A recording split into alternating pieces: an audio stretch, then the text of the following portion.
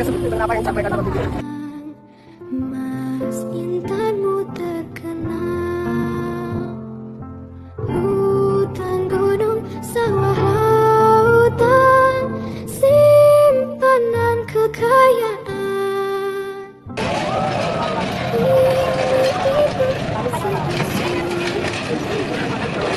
Merintih dan berdoa.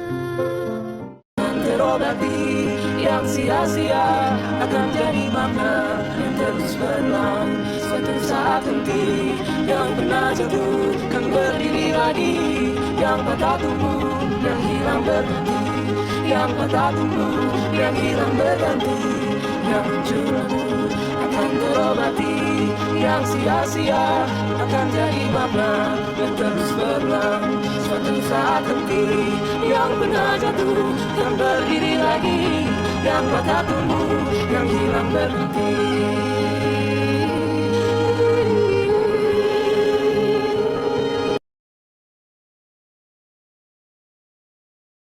PT Jaswita Lestari Jaya ini memang anak usaha BUMD Pemprov Jabar. Ya, ternyata pemiliknya adalah Reja Ahmed Nur Cahya. Siapa Yang dia? adalah Yang ternyata ketika gua cek Google dan muncul di LinkedIn, dia itu adalah salah satu senior desainer di Urbani Indonesia. Urban itu kalau nggak salah perusahaan arsitek milik Rika ya, Ridwan Kamil ya. Didirikan oleh Ridwan Kamil. Artinya kan iya. ini potensi konflik of interestnya lumayan Oh, karena ya. perizinan itu iya. segala macam diurus saat Ridwan Kamil masih menjabat Persis, sebagai gubernur ya. persis. Oh. Ya terlepas dari apakah ada Ridwan Kamil investasi di sana atau tidak kan kita belum menemukan. daerah puncak nu karosong urang pelakan dibere duit tugasna ngurus tangkal berang ngurus tangkal peti ngurus pamajikan kan kawin pak well dak well itu mana pak Yok, coba iya teh mana rombongan ya teh urut karyawan nah ini mantan hibit. Mereka sekarang sudah menanam pohon. Iya. Hari ini Rabu 7 Mei 2025 kita sedang berada di X Ibis Fantasi Puncak Bogor ya. Itu jalan puncak. Jalan puncak ya. Nah, ini bekas bongkarannya sudah kita tanami sekitar 16.000 bibit tanaman telah kita tanam di sini ya. Di area kira-kira 15 hektar di sini. Secara umum tanaman tumbuh dengan baik, dengan subur ya, cuma ada beberapa tanaman yang perlu kita sulam ya. Jadi di sana banyak teman-teman kita ini dari kelompok tani sedang melakukan pemeliharaan, salah satunya penyulaman, ada juga yang sedang melakukan pemupukan. Dan ini salah satu lokasi yang baru saja, ini bekas jalan ya, baru dibongkar betonannya, paving blocknya, jadi ini mungkin 1-2 hari lagi nih akan kita tanami lagi nih. Semoga puncak kembali hijau, kembali lagi sesuai dengan fungsinya, dan kita terhindar dari bencana ya. Mudah-mudahan areal ini nih khususnya menjadi lebih asri lagi, tampak hijau lagi. Demikian dari X Fantasi Puncak Bogor. Halo semuanya, selamat datang di channel podcast Legal Talks, tempat kita ngebahas tuntas isu-isu terkini dengan cara santai tapi tetap tajam. Wah, Jess, semangat banget nih kedengarannya. Emang ada apa sih? Iyalah, harus semangat Sil. Kan masalah yang kita mau bawakan sekarang ini tuh lagi hot-hotnya banget di kalangan masyarakat. Masa sih? Emang ini berita tentang apa sih, Jess? Ini loh, kasus alih fungsi lahan yang ada di puncak itu. Oh, yang tempatnya kemarin dibongkar sama Gubernur Kang Deddy Mulyadi kan? Itu bukan sih, Jess? Yang itu. Nah, hari ini kita mau membahas tanggung jawab hukumnya nih PT Jaswita Jabar dalam kasus ahli fungsi lahan di kawasan Hibis Fantasi. Oh, berarti seru banget ya pembahasan kita hari ini. Betul banget. Nah, kita semua tahu bahwa kawasan Hibis Fantasi yang dulunya itu diperuntukkan untuk ruang terbuka hijau, sekarang malah dialihfungsikan secara komersial. Nah, yang jadi pertanyaannya ini, apa benar si PT Jaswita ini bertanggung jawab? Dan kalau iya, tanggung jawabnya itu seperti apa sih? Wah, tapi Jess, kasus ini tuh nggak semudah itu tahu. Apa tuh maksudnya, Sil? Kalau boleh tahu. Nih, sebelumnya awalnya kasus ini tuh terjadi karena banjir beberapa bulan lalu, di mana kita semua tahu bahwa setelah terjadi banjir besar yang melanda kota Bekasi dan sekitarnya. Dari informasi yang kami dapat, akibat dari banjir berupa hujan lebat dari hulu yang bergerak ke hilir menjadi penyebab utama banjir. Analisis curah hujan menunjukkan bahwa pada tanggal 3 Maret 2025, hujan deras mulai turun di bagian hulu di wilayah Bekasi dan sekitarnya pada pukul 17 waktu Indonesia Barat. Seiring waktu, hujan bergerak ke arah hilir dan mencapai puncaknya secara merata antara pukul 00 hingga 3 waktu Indonesia Barat pada 4 Maret 2025 lalu. Menarik nih, Sil. Aku izin highlight ya di kata hujan lebat dari hulu yang bergerak ke hilir. Sebuah kata yang mungkin dapat menjadi tanda tanya besar bagi kita semua nih. Jika hujan-hujan itu langsung bergerak dari hulu ke hilir, memang tidak ada daerah resapan di bagian hulu.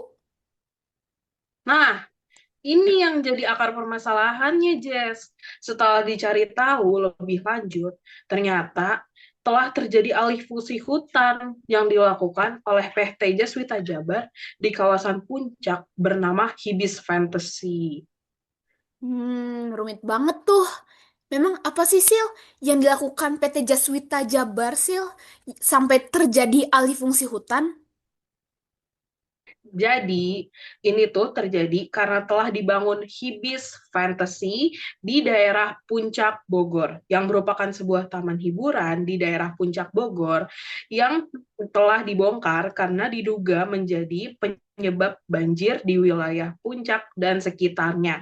Taman hiburan ini yang berlokasi di Tugu Selatan, Puncak, Cisarua, Bogor, Jawa Barat, pertama kali dibuka pada 11 Desember tahun lalu.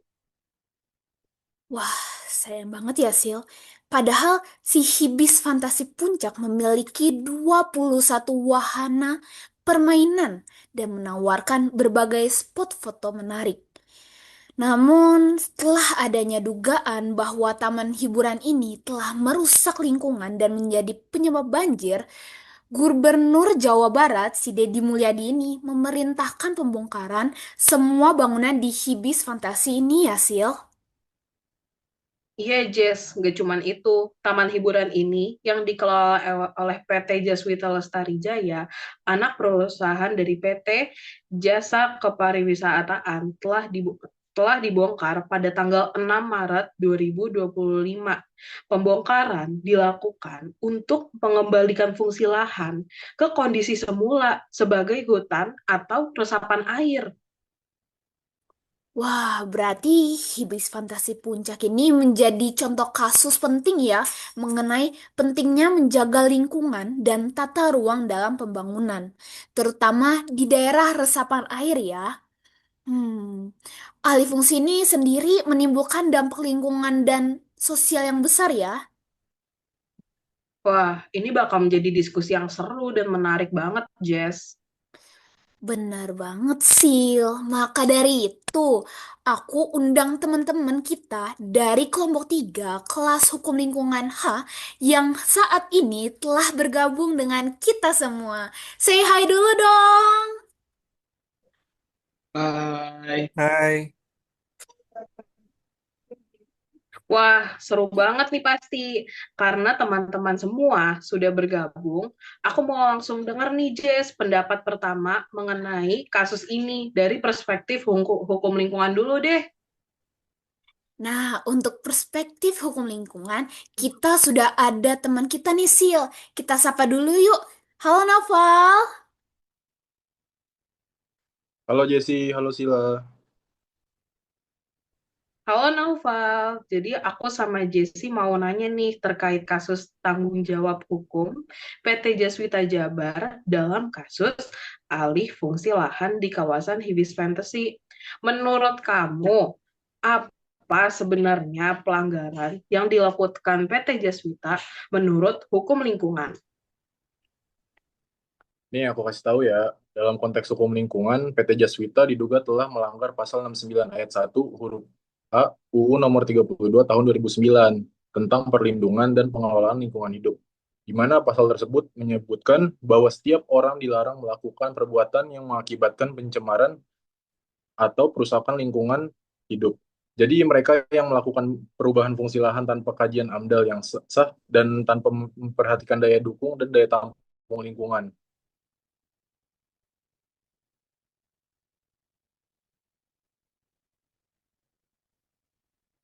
Jadi, perbuatan mereka dianggap sebagai perusahaan lingkungan dong.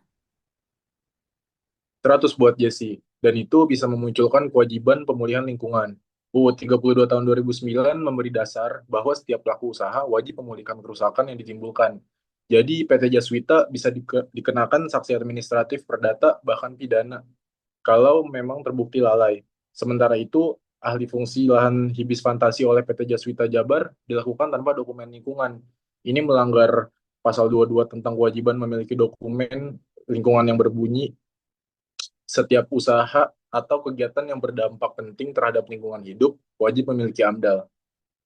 Pasal 22 ayat 2, dampak penting ditentukan berdasarkan kriteria yaitu besarnya jumlah penduduk yang terkena dampak rencana usaha dan kegiatan, lalu luas wilayah penyebaran dampak, intensitas dan lamanya dampak berlangsung, banyaknya komponen lingkungan hidup lain yang akan terkena dampak, sifat kumulatif dampak, berbalik atau tidak berbaliknya dampak, atau kriteria lain sesuai dengan perkembangan ilmu pengetahuan dan teknologi. Lalu yang kedua ada pasal 54 ayat 1 dan 2 yang mengatur kewajiban pemulihan lingkungan. Pasal 54 ayat 1 berbunyi, setiap orang yang melakukan pencemaran atau perusakan lingkungan wajib melakukan pemulihan fungsi lingkungan hidup. Pasal 54 ayat 2 berbunyi, pemulihan fungsi lingkungan hidup sebagaimana dimaksud pada ayat 1 dilakukan dengan tahapan yaitu penghentian sumber pencemaran dan pembersihan unsur pencemar, remediasi, rehabilitasi, restorasi, atau cara lain yang sesuai dengan perkembangan ilmu pengetahuan dan teknologi. Lalu yang ketiga ada pasal 88 UU nomor 32 tahun 2009. Sebagaimana diubah dalam UU nomor 6 tahun 2023 tentang Cipta Kerja, pertanggungjawaban mutlak atau strict liability, pasal 88 perubahan, setiap orang yang tindaknya, usahanya, dan atau kegiatannya menggunakan B3, menghasilkan atau mengelola limbah B3, atau yang menimbulkan ancaman serius terhadap lingkungan hidup, bertanggung jawab mutlak atas kerugian yang terjadi dari usaha atau kegiatannya. Faktanya, Hibis Fantasi sebelumnya telah mengantongi izin untuk mengelola lahan sebesar 4,8 hektar.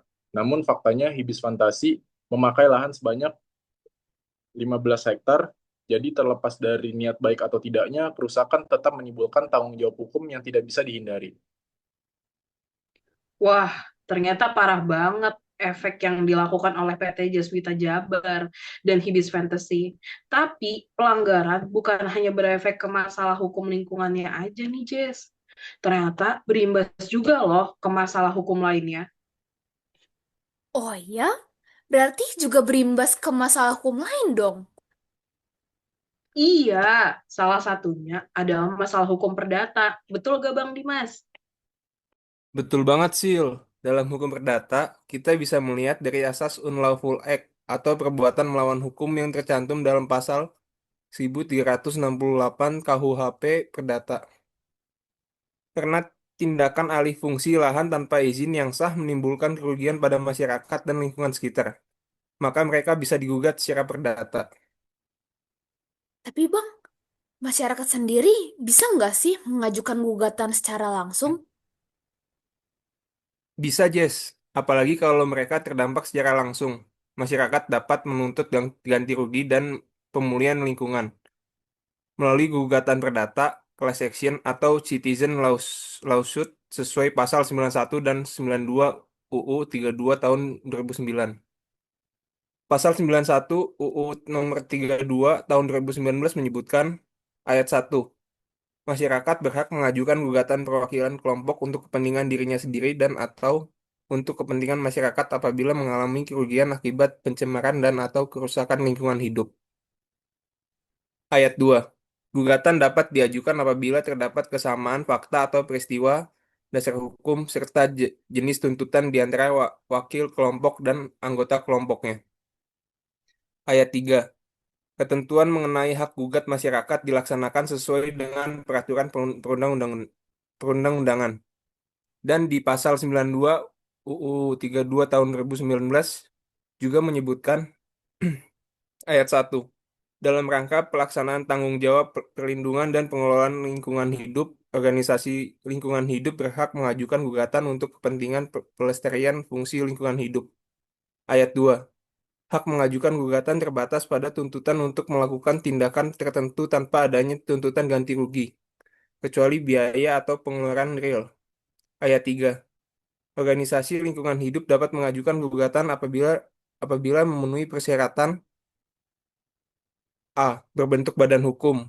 B. Menegaskan di lingkungan anggaran dasarnya bahwa organisasi tersebut didirikan untuk kepentingan pelestarian fungsi lingkungan hidup. Dan C. Telah melaksanakan kegiatan nyata sesuai dengan anggaran dasarnya paling singkat 2 tahun. Prinsip restitutio in integrum berlaku. Artinya Jaswita wajib memulihkan kembali keadaan seperti semula. Tapi menurutku itu agak sulit dibuktikan di perdata karena bukti kerugian itu harus jelas, sedangkan di kasus ini tuh masih perlu audit lingkungannya dulu. Memang pembuktian dalam perdata nggak mudah, tapi kalau ada cukup dokumen seperti peta perubahan kawasan, AMDAL yang tidak sah, dan bukti kerugian masyarakat, itu sudah cukup kuat untuk gugat. Wah, mulai panas ya. Tapi ini menarik karena sekarang kita akan lanjut ke aspek pidananya. Tunggu, Jess. Aspek pidana ada juga. Pastinya dong, Sil. Masa kasus sebesar ini, impact yang timbul sebesar ini, gak ada efek jerahnya? Nah, coba nih Argia. Tadi kan kamu sempet menyanggah nih apa yang dibahas oleh Bang Dimas tadi. Mungkin kamu bisa jelasin apa aspek pidananya. Karena tadi udah dibahas masalah yang muncul dari sisi keperdataan, ini aku mau coba bahas dari sisi pidananya dulu nih. Kasus ini tuh bisa dilihat juga dari pasal 98 UU nomor 32 tahun 2009 tentang lingkungan hidup. Karena terbukti menyebabkan pencemaran atau kerusakan lingkungan yang secara signifikan, pelakunya ini tuh bisa dipidana maksimal 10 tahun dan didenda hingga 10 miliar. Nih, dalam Undang-Undang nomor 32 tahun 2009, pasal 98 sampai 103 itu tuh memuat sanksi pidana yang dimana ada pasal 9 ayat 1, jika dengan sengaja menyebabkan kerusakan, pidana 3 sampai 10 tahun, denda itu sampai 3 sampai 10 miliar. Nah, di pasal 99 ini, jika karena kelalaian, pidana 1 sampai 3 tahun, itu tuh dendanya 1 sampai 3 miliar. Nah, PT Jaswita Jabar sebagai BUMD bisa dikenal dengan pidana korporasi berdasarkan pasal 116 yang memungkinkan pengurus atau pimpinan dikenakan pidana atas nama korporasi. Wah, asli kacau. Jadi ini bisa masuk pidana korporasi. Bisa banget, bahkan pasal 116 KUHP 32 tahun 2009 mengatur bahwa jika tindak pidana dilakukan atas nama badan atau suatu usaha, maka pertanggungjawaban pidana bisa dibebankan ke direksi atau penanggung jawabnya. Tapi penerapan pidana korporasi itu kan masih jadi perdebatan. Kita butuh pembuktian intensi atau kelalaiannya dulu dari pengurus. Itu benar.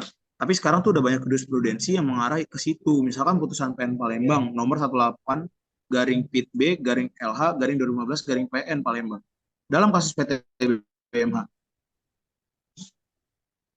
Wah, diskusi kita makin dalam ya.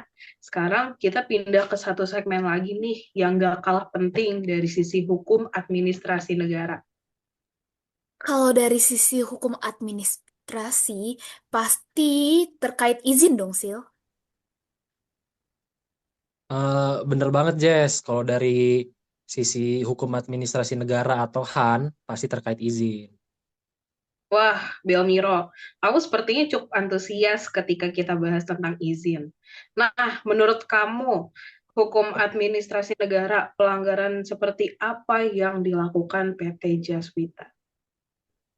Gini, dalam konteks HAN, kita bisa ngomongin tentang pelanggaran terhadap prosedur perizinannya. Karena berdasarkan pelanggaran PT Jaswita Jabar, mereka itu bisa dikenain sanksi administratif sesuai pasal 76 Undang-Undang Nomor 32 Tahun 2009 yang diubah di dalam Undang-Undang Nomor 6 Tahun 2023 tentang Cipta Kerja, yaitu pemerintah pusat atau pemerintah daerah menerapkan sanksi administratif kepada penanggung jawab usaha dan atau kegiatan jika dalam pengawasan ditemukan pelanggaran terhadap perizinan berusaha atau persetujuan pemerintah pusat atau pemerintah daerah. Dan pada PP nomor 22 tahun 2021, sanksi yang dijatuhkan itu meliputi teguran tertulis, paksaan pemerintah, pembukuan izin, bahkan sampai pencabutan izin lingkungannya. Apakah PT Jaswita punya persetujuan itu? Nah, kalau itu belum jelas, Jess. Tapi, kalau sampai nggak ada atau proses cacat prosedural, eh, tindakan yang bisa mereka lakuin itu ya digugat di petun. Dan pemerintah bisa aja ngasih mereka sanksi administratif kayak pencabutan izin, denda administratif, atau bahkan perintah pemulihan. Nah, Pemda memiliki kewenangan langsung untuk melakukan tindakan ini. Sayangnya, dalam praktek, sering terjadi pembiaran terhadap pelanggaran yang dilakukan oleh BUMD. Dan kebetulan PT Jaswita Jabar ini salah satu anak perusahaan dari BUMD. Padahal penegakan hukum administratif itu salah satu langkah awal yang bisa dibilang wajib sih, yang wajib dilakukan sebelum sanksi pidana atau perdata. Gitu. Wah, setuju banget, Bel. Ini jadi penting karena semua aspek yang dibahas tadi saling berhubungan, lingkungan, perdata, pidana, dan administrasi saling menguatkan. Betul, Sil. Gak nyangka ya, dari kasus yang dianggap remeh ini ternyata berdampak besar ke kehidupan kita. Iya, Jess. Dari seluruh pembahasan tadi, kita bisa simpulkan bahwa PT Jaswita Jabar menghadapi potensi tanggung jawab dari berbagai aspek hukum, baik secara lingkungan, perdata, pidana, maupun administrasi negara. Benar, Sil. Kita bisa melihat bahwa PT Jaswita Jabar telah melanggar berbagai ketentuan hukum. Seperti yang pertama, tidak memiliki izin lingkungan yang lengkap. Terus yang kedua, merusak lingkungan pastinya ya. Di mana langkah-langkah yang bisa dilakukan itu yang pertama, adanya audit lingkungan oleh pemerintah pusat atau KLHK. Terus yang kedua, penegakan hukum perdata, pidana, dan administratif secara bersamaan. Terus poin yang ketiga, pelibatan masyarakat dalam pengawasan. Dan yang terakhir, revisi izin dan moratorium kegiatan hingga pemulihan selesai. Namun, karena imbas yang sangat nyata akibat kasus ini, Jess, kawasan Hibis Fantasy akhirnya dibongkar secara paksa oleh Gubernur Jawa Barat, Kang Deddy Mulyadi. Aku setuju sih, Sil, dengan langkah tegas yang diambil oleh Bapak Gubernur. Dan ini juga jadi bukti bahwa pembangunan yang tidak berwawasan lingkungan tidak hanya berisiko merusak alam, tetapi juga punya konsekuensi hukum yang serius. Oleh karena itu, pembangunan harus memperhatikan keberlanjutan. Jangankan korban, alam demi keuntungan jangka pendek. Kita semua punya peran jaga lingkungan. Semoga kasus ini jadi pelajaran bahwa tata kelola lingkungan dan hukum harus berjalan seiringan. Oke, terima kasih semua. Terima kasih buat semua narasumber yang sudah berbagi insight berharga. Wah, Sil, nggak terasa loh. Ternyata berakhirlah sudah diskusi kita saat ini. Hah? Serius, Jess? Wah, nggak kerasa ya. Ternyata waktu cepat banget berlalu. Iya, kita sudah diskusi seru, dapat banyak ilmu baru lagi, Sil. Dan terakhir, terima kasih untuk semua narasumber yang sudah berbagi perspektif hukum. Semoga podcast kali ini bisa membuka mata kita semua akan pentingnya penegakan hukum lingkungan. Asila, terima kasih semuanya dan salam Legal Talk. Dan salam Legal Talk. Dadah. Sampai ketemu di kesempatan berikutnya ya.